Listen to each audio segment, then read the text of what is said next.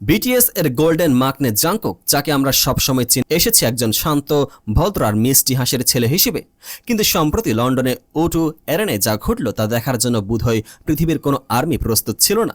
কনসার্টের মাঝখানে হুট করে জাংকুক এমন কিছু একটা করে বসলেন যা দেখে মুহূর্তের জন্য পুরো স্টেডিয়াম স্তব্ধ হয়ে গিয়েছিল। হ্যাঁ, ঠিকই শুনেছেন। লাইভ পারফরমেন্সের মাঝে জাংকুকের একটি এক্সপ্লিসিট অ্যাকশন বা আপত্তিকর ইশারা এখন নেট দুনিয়ায় তুমুল ঝড় তুলেছে।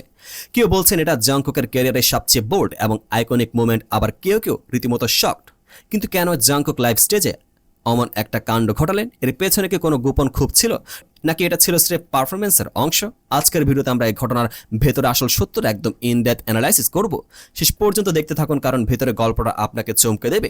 ঘটনাটি ঘটেছে বিটিএস এর লন্ডনের রিসেন্ট কনসার্টে। টানা 2 দিন ধরে চলা এই কনসার্টে লাখো ভক্তের উন্মাদনা ছিল তুঙ্গে। বিটিএস যখন তাদের অন্যতম এনার্জেটিক এবং পপ কালচার কাঁপানো গান মাইক ড্রপ পারফর্ম করছিল, ঠিক তখনই ঘটে সেই অবিশ্বাস্য ঘটনা। আমরা যারা বিটিএস এর গান নিয়মিত শুনি তারা জানি মাইক ড্রপ গানটি মূলত হেটার্সদের উদ্দেশ্যে লেখা। গানের একটি নির্দিষ্ট অংশের লিরিক্স রয়েছে যেখানে বলা হয়েছে কাউকে কোনো উজোর আপত্তি বা অ্যাপোলজি জানানোর কোনো প্রয়োজন বিটিএস এর নেই। ঠিক এই লাইনটি গাওয়ার সময় ক্যামেরার ফোকাস ছিল জাংকুকের উপর, আর তখনই কোটি কোটি মানুষের সামনে জাংকুক সরাসরি তার মিডল ফিঙ্গার বা মাঝখানের আঙ্গুলটি প্রদর্শন করেন। লাইভ কনসার্টে একজন কে-পপ আইডলের কাছ থেকে সাধারণত এই ধরনের আচরণ কেউ আশা করে না, কারণ কে-পপ ইন্ডাস্ট্রিতে স্ক্যান্ডাল বা ইমেজ ধরে রাখার ব্যাপার অত্যন্ত কঠোর মেনে চলা হয়। সেখানে জাংকুকের এই 1 সেকেন্ডের অ্যাকশন পুরো ইন্টারনেটকে নাড়িয়ে দেওয়ার জন্য যথেষ্ট ছিল। এবার আসা যাক আমাদের ইন ডেপথ অ্যানালাইসিসে। জাংকুক কেন এমনটা করলেন? এটা কি কোনো ক্ষোভের বহিঃপ্রকাশ? আসলে বিটিএস এর ক্যারিয়ারের দিকে তাকালে দেখা যাবে তারা বছরের পর বছর ধরে নানা ধরনের সমালোচনা, হেট কমেন্টস এবং বর্ণবাদের মুখোমুখি হয়েছে। বিশেষ করে ওয়েস্টার্ন মিডিয়া এবং আন্তর্জাতিক প্ল্যাটফর্মে তাদের সাফল্যকে অনেকে সহজে মেনে নিতে পারেনি। আর মাইক ড্রপ গানটি তৈরি হয়েছিল সেই সব সমালোচকদের মুখ বন্ধ করার জন্য। বিশ্লেষকদের মতে জাংকুক এখানে কোনো ব্যক্তি বিশেষকে আক্রমণ করেননি, বরং তিনি গানটির মূল ভাব এবং অ্যাটিটিউডকে স্টেজে ফুটিয়ে তুলেছেন। জাংকুক এখন আর সে 15 বছরের ছোট বালকটি নন, তিনি এখন একজন গ্লোবাল সুপারস্টার যিনি নিজের শর্তে বাঁচতে শিখেছেন। এই ইশারাটি আসলে হেটার্সদের প্রতি একটি নীরব বার্তা।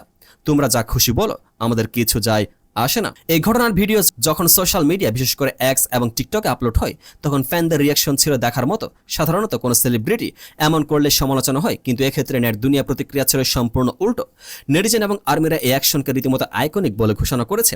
একজন ফ্যান লিখেছেন, জাংকুক জাস্ট বুঝিয়ে দিলেন তিনি এখন একজন ম্যাচিওর আর্টিস্ট। হেটার্সদের এর চেয়ে ভালো জবাব আর হতে পারে না।